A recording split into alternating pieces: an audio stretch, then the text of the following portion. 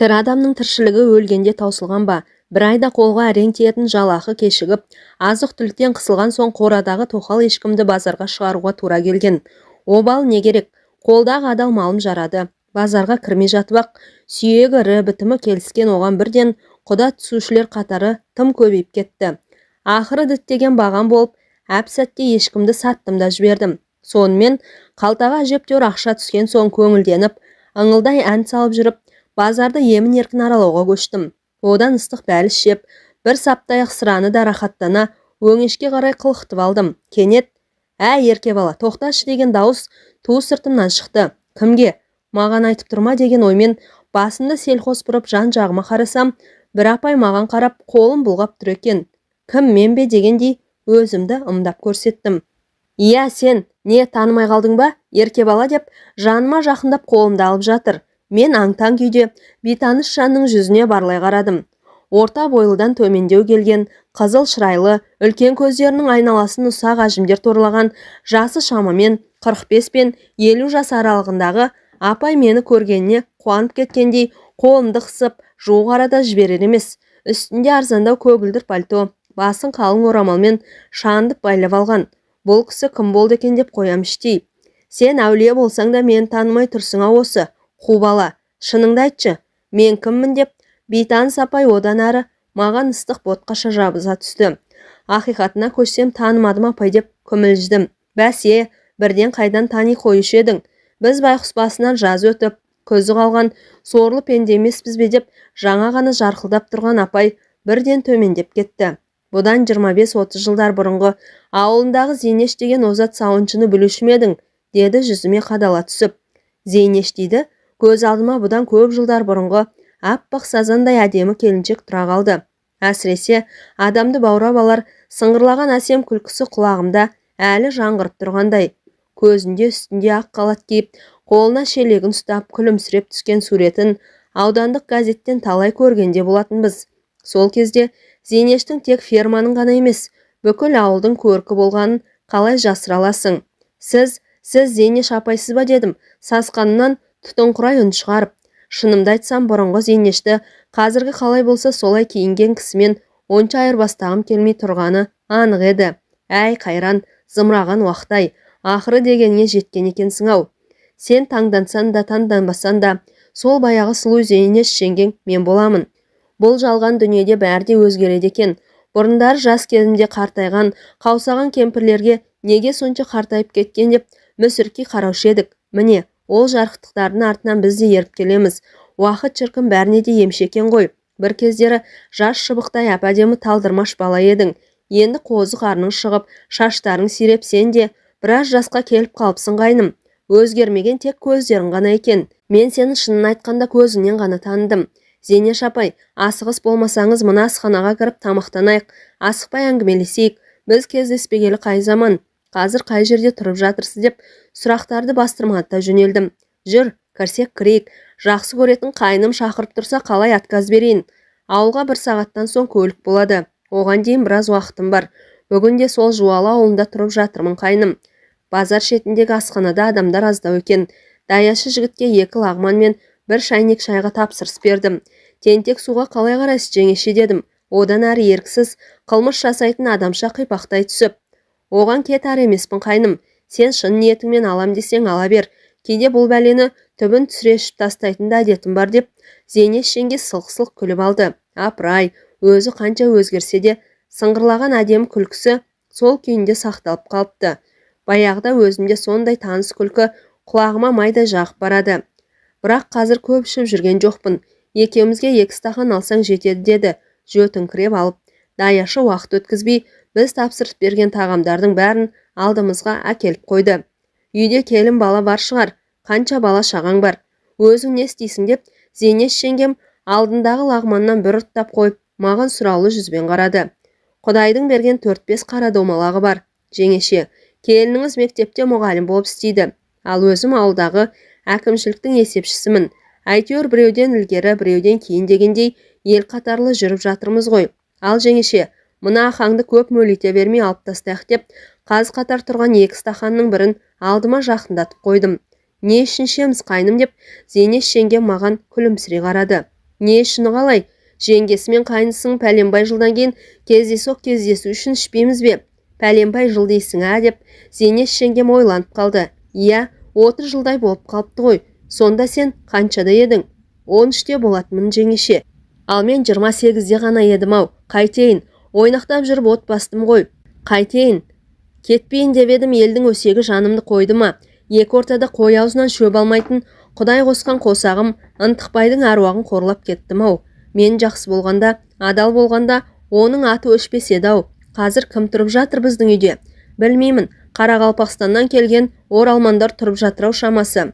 Ауылды еске алсам, ет бауырым езіліп кетеді деп, ол кісінің даусы дірілдеп, көз жасы мөлтілдеп шыға келді. Қайтейін, бәріне өзім кінәлімін. Атың өшкір Тайлақбаймен байланысып нем бар еді. Оның көк бетті ол әйелі шашымды жұлып жерге аунатып, бетімді тырнаса да жеңіл жүрсімді тыя алмадым. Ақыры не болды? Ел жұртқа, ағайынға таза масқара болып, бір күнде үдере көшіп кеттім. Айтпақшы, Тайлақбай тіріме өз деді. Зейнеш бет жүзін жайлап кеткен көз жасын қолының сыртымен сүртіп жатып. Тірі, бірақ аяқ қолы жансызданып, сал болып қалған. Әйелі күн бермеген соң Жыңғылсайдағы апке салып кеткен деп естігем. Қазір сол Жыңғылсайда шығар. Ал әйелі қайда? Әйел қайда болушы еді? Үйінде бақуат тұрады. Екі күйеу баласын қыздарымен қосып малына салып қойған. Ашу келсе күйеу балаларында аямай сабайды деп жүр ғой осы жұрт. Құрсын, атын естісем жүрегім зырқ ете қалады. Шашымды бір уыс қылып жұлып, бетімді аяусыз тырнаған жауыздығын өлгенше ұмыталмаспын. Ал жеңеше, мынаны да алып жіберейік деп, мен сөз арнасын басқа бағытқа бұрып жібердім. Иә, ішіне запыран толып, көп жылдардан кейінгі кездесу Зейнешті сірә қатты толқытып жіберсе керек. Тыжырынбаған күйі үлкен стақанды қотара төңкеріп тастады. Үн-түнсіз кеспесінен еті көп сорпаны сораптай ішіп отырмыз. Шынымды айтсам, арақтың қызуы бойымды балқытып барады. Ойыма бұдан 30 жыл бұрынғы өзім куә болған бір оқиға түседі. Бір қызығы арада қаншама жылдар өтсе де, санамда еш өзгеріссіз сол оқиға өшпесте жазылып қалыпты. Қазір ғой, жау ұшақтары бейне бір бомбалап тастағандай, әр ауылдағы ферма, гараждардың тып-типыл болып өтпелі кезеңнің ықпалымен қолдан қирап қалғаны. Ал ол кезде колхоздардағы мал фермалары қысы-жазы жұмыс істеп тұратын. Түнге қарай электр шамдары саумаладай жарқырап, еңбек қарқыны еш уақытта бәсеңдемейтін. Біздің ауылда да кезінде сиыр сауатын бұзаулар тұратын фермалар болатын. Сол жерде менен 6 жас үлкен әпкем де сауыншы болды. Ол кезде мен 7-ші класста оқимын. Қолым сабақтан босағанда фермаға келіп әпкеме жәрдем беріп тұратынмын. Сиырлардың шөбін салсам, малнағын шығарам. Ферманың өзі біздің үйден онша қашық болмайтын. 200 метрдей жүрсең болды, сарайға адаспай аяқ тірейсің. Зейнеш жеңгей де фермада сиыр сауатын. Жаңа әңгімеміздің басында айтып өттім ғой. Оның озат сауыншы болғанын, суреті колхоздың құрмет тақтасымен газеттен түспейтінін. Өзі де ол кезде әдемеді. Қарақаттай мөлдір көздері жәудіреп, қою қара шашы ақ қалатының сыртына шығып, өзіне сондай жарасып тұратын. Жан баласына бұйырып сөйлемейтін. Бар жұмысты күліп жүріп, өз тындыратын. Зейнешті фермадағылардың бәрі жақсы көретін. Әсіресе еркектер, жағы гүлді көрген көбелектей ол не айтса да, ұшып кетуге арқашында әзір екендіктерін байқатып алатын. Бір күні ауылдың ескі клубында үнді киносы болатын болды. Үйдегілер бір ауыздан сол киноға баруға дайындалып жатты.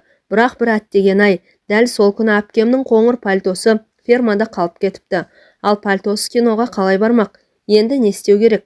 Әпкем амалы жоқтығынан маған келіп жалынды. Егер фермаға барып пальтомды әкеліп берсең, ақысына бір сом берем деді.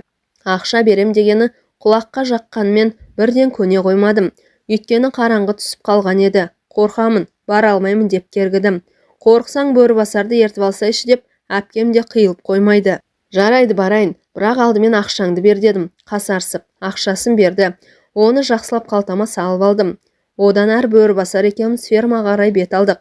Келсек сарайдың шығыс жақтағы қақпасын іштен іліп қойыпты. Оның ар жағындағы кішкене есікті итере жүріп, әрең дегенде ішке кірдім. Ұзын тіреудегі шегеде ілулі тұрған әпкемнің пальтосын алып, енді қысылыспай басқа есіктен шығайын деп ойладым. Сиырлар тұратын сарайдың ішінде ешкім жоқ. Электр шамдары самаладай жанып тұр.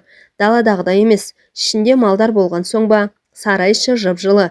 Кей сиырлар жатып алып күйіс қайырып тұрса, кейбірі құрғақ шөпті бырт-бырт үзіп жеп тұр. Әпкемнің пальтосын қыса ұстап келе жатқанмен кенеттен жердің астынан шыққандай күңгірлеп шыққан дауыстарды естіп селк ете тұра қалдым. Әлгінде сарайдың ішінде ешкім жоқ сияқты еді. Бұл дауыстар қайдан шығып жатыр? Жоқ әлде мал бағушылар ма? Жан-жағыма барлай қарасам, өз орындарында қаз-қатар тұрған сиырлардан басқа ешкім көрінбейді. Құлағыма шалынған әншейін бір нәрселер шығар деп алға жүре беріп едім. Булыққан, ыңыранған дауыстар тағы шықты. Ту, қытығымды келтіріп жібердің ғой. Жайрақ сүйші жаным деген әйелдің қылымси шыққан даусын анық естідім. Қайтем енді, өлім бе, бір сен үшін бәрін де таза жиып қойдым емес пе? Ой жаным сол, ақ тамағынан иісінен айналдым. Тағы да сүйейінші жаным. Жер астынан күңірене шыққан бұл дауыс еркектің даусына ұқсайды. Ойбай, тұншықтырып жібердің ғой. Не бәле, аузың сасып кетіпті ғой. Күні бойы пияз жегенсің бе? Жоқ әлде үйіңде пияздан басқа еш нәрсе жоқ па? Әйелдің саған пияздан басқасын бермейді-ау шамасы. Шыныңды айтшы Тайлақбай, деп әйел сыңғырлай күлді. Соның атын бүгін атамашы жаным, сенен өтінемін деген еркектің даусы гүрілдей шықты да, сол сәт олар күреске түскен палуандардай опыр-топыр болды да кетті. Сонда ғана байқадың, сүт қабылдайтын жүрдегі шағын жайдан шығып жатыр екен, әлгі күбір-күбір сөздер. Бірақ өздері көрінбейді. Соған қарағанда екеуі дәу де болса, бос ақырға жайғасқан-ау деп шамаладым. Дауыс сондай таныс. Тайлақбай дейтін еңгезердей жігіт осы ферманың сиырын бағады. Ал қасындағысы Зейнеш сияқты. Өйткені сыңғырлаған әсем күлкісі құлаққа сондай таныс. Тоқташы енді жаным, жыртасың ғой, сәл шыдай тұршы, не болды соншама? Бұл тірліксіз-ақ көңілде жатуға болмай ма? Обязательно осыған баруымыз керек пе? Әйел шамалы бұлқынғандай болды. Өмірдің бар қызығы осында болып тұрған жоқ па? Жаным-ау, сенің әрбір қылығыңды көз алдыма елестетіп өлетін болдым ғой. Болшы тезірек, шыдай алмай өліп барам. Тайлақбайдың қазандай басы сол сәт ақырдан бір көрініп барып жоқ болды. Өліп бара жатсаң, әйелің бар емес пе?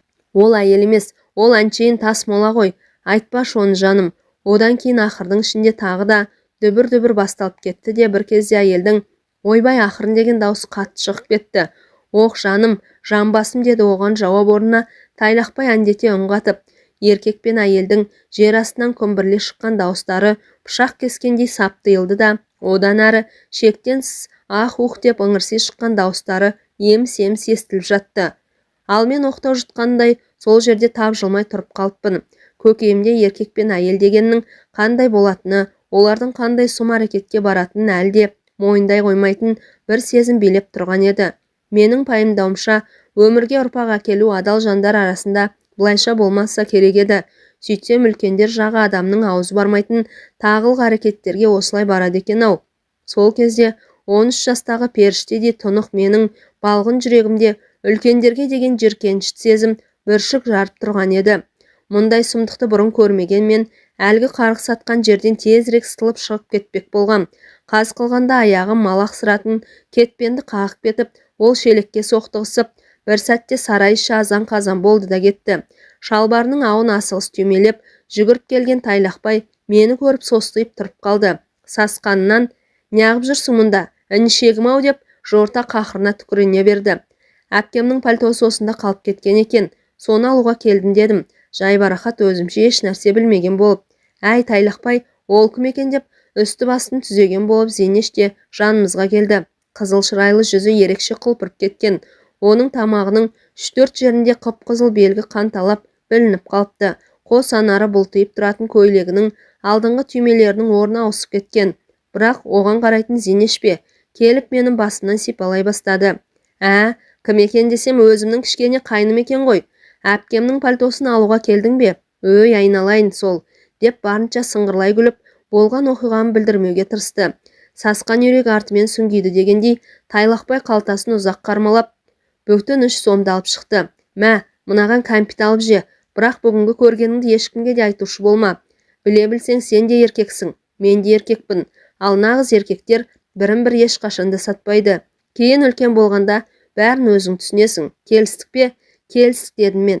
Менен қорықпай-ақ қойыңыздар, ешкімге де айтпаймын. Бірақ мына ақшаларыңызды алмаймын. Маған керек емес. Жоқ, оның болмайды деп Тайлақбай 3 сомды енді менің қалтама өз қолымен тықпалады. Сен қай класста оқисың? 7-ші. Онда кітап дәптер сатып аласың. Болмаса киноға барасың. Жігітке ақша қашанда керек болады. Мүмкін қыздарға подарка аларсың. Әзірге осыған қанағат ете тұр. Кейін айлық алғанда Зейнеш апайдың да бір саған сыйлығын жасар. Неге жасамаймын? Әдемі көйлек сатып әперемін. Мұндай әдемі қайныма деп Зейнеш сөзінің аяғын өзінің сыңғыр күлкісімен бітірді. Сонымен қойшы, олар мені сол түні барынша арза етіп шығарып салды. Енді фермаға барған сайын ғашық жандар менің қимас жандарыма айнала бастады. Бала ғой деп жатсынбай бас сырларын ақтаратын болды. Сөйтсем олар бұрыннан бірін-бір ұнатады екен. Оның үстіне сүймей қосылған Тайлақбайдың әйелінің күйеуіне деген мейірімі мүлде жоқ көрінеді. Өз әйелінен алмаған жылы шуақты Тайлақбай көкем Зейнеш жеңгемнен тауып жүр екен. Сұлу келіншек басында Тайлақбайдың маңына жолатпады. Бірақ уақыт өте келе өзін құлай сүйген ер азаматтың жан сырын іңкәрлігін байқайды. Осылайша екіұдай сезімде жүрген кезде Зейнештің науқас күйеуі дүниеден өтеді. Сонымен өмірден талай соққы көріп жүрген сырлас әрі мұңдас қос молық бір-біріне иек артады. Кездескен қиыншылықты бірге бөлісуге ұмтылады. Олардың бақыттарына орай бір-біріне деген ыстық ықылыстарының дәнекері болып мен қосылдым араларына. Қос ғашық енді көпшіліктен жасыратын сырларын мен арқылы жеткізетін шығарды. Екеуінің сағынышты хаттарын, сәлемдемелерін мен тасып жүрдім. Обалы не керек? Менің елеусіз еңбегім ескерусіз қалып жатпады. Қалтам ақшаға толып жүрді. Кейінірек екеуінің махаббатының ыстық отына шарпылып жатқандарының үстінен Тайлақбайдың әйелі Пістегүл түсіп қалмай ма? Бұрқ етіп қызғаныштың қызыл иті басына бірақ шыққан. Пістегүл қолына түскен күрекпен күйеуінің желкесінен бірақ ұрған. Оны естен тандыра домалатып, күндесіне ұмтылғанда кімге жан беру оңай дейсіз? Зейнеш шықына орнынан тұрып ұстатпай кетеді.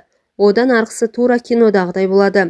Зейнеш жеңгей бір түнде өз төркіні Жуалға көшіп кетеді. Ал әйелінен оңбай таяқ жеген Тайлақбайдың одан кейінгі тағдырын адам баласының басына бере көрмесін. Бұрыннан ит пен мысықтай болған олардың тірліктері одан кейін мүлде қабыспай кетеді. Күрекпен ұрып желкесін шығарған аздай Пістекіл төрт тінісін ертіп келіп, күйеуін өлімші етіп сабатқызады. Осы соққының әсерінен Тайлақбай ақсап қалып кейін мүлде жүре алмайтын сал болып қалады. Тамақты да бірде беріп, бірде бермей, Пістекіл есіл азаматты әбден қинайды. Ақыры Жыңғылсайда тұратын әпкесі өз бауырын қолына алып, өзімен бірге алып кетеді. Міне содан бері біраз жылдар өтті. Пістекілдің күйеуінің артынан іздеп бармағанына. Жуал жақта да сауыншы болдым дейді. Менің ойымды дөп басқандай Зейнеш жеңгем. Бірақ ол жерде дәл ауылдағыдай құрметке жете алмадым. Оның үстіне өз төркініңде бәрі алақаныңдай көрініп тұрады. Сол көзге түссең болды, өсекке қаласың. Бағымды сынап екі рет тұрмысқа шыққан едім. Жолым болмады. Сосын болмаған соң қайтыс болып кеткен анамның отын өшірменім деп қара шаңырақта тұрып жатырмын. Бір өзім тұрғанша ермек болсын деп Ванновкада тұратын үлкен әпкемнің қызын асырап алғанмын. Шаманың келгенше ол қызды оқыттым, шоқыттым, бірақ жұмыс істеуге мұрша бермей, Ақбиіктің жігіттері алып қашып кетті. Ертең Құдай қалса, соның тойы. Құдалығымен қоса шақырыпты. Соған анау-мынауды қарыштап жүрмін. Сені базарда кездестіріп, жастық шағым көшіп келгендей қуанып отырғаным осы еді қарағым. Міне бір кездегі сұлу жеңгеңнің өмір тарихы осылай қайным. Сіздің әңгімеңізден кейін әлгі ішке арағымыз бойымызға жұқта болмайды ғой. Тағы да қайталап жіберсек қайтеді жеңеше дедім. Мен де ауыр ойдың қыспағынан қалай құтыларымды білмей. Қайталасақ қайталайықшы, тіпті айғыр стаханға тапсырыс берсең де болады. Енді маған бәрібір. Бүгін ішпегенде қашан ішеміз? Жуалға жеткенше тарап кетеді. Ақыры болар болды ғой. Мен даяшыға тапсырыс бергенше тыстан қалың киінген екі келіншек біз отырған асханаға кіріп келді. Туу әпкей, қай жақта жүрсіз? Сізді іздемеген жеріміз қалмады ғой. Болыңыз тезірек, газель келіп қалды. Жүктерді ішке тиеуіміз керек. Қазір сәл күте тұрыңдар. Мына қайным жолығып қалып, інім-ай, әкелсеңші тезірек жаңағыңды. Зейнеш жеңешем екеуміз даяшы жігіт әкелген айғыр стаханды соғыстыра-моғыстыра асығыс тартып салдық. Ал жақсы ерке бала, менен еліңе сәлем айт. Бір кездегі озат сауыншы Зейнешті әлі ауылдағылар ұмыта қоймаған шығар. Өзің қайда жүрсең де аман бол деп маңдайымнан сүйіп, асыққан күйде кете барды. Қоштасар сәтте даусының дірілдегенде көзіне іркілген бір тамшы жасты да байқап қалдым. Күтпеген кездесуден менің де көңіл күйім нілдей бұзылып сала берді. Сіз де қайда жүрсеңіз де аман болыңыз. Зейнеш жеңеше дей бердім іштей күбірлеп. Иә, 30 жыл тісінен шығармай Сары майдай сақтаған сырымды именбей сыртқа енді шығарсам, мен неге олай еттің деп ешкім де кінәлай қоймайтын шығар. Әңгіменің соңы.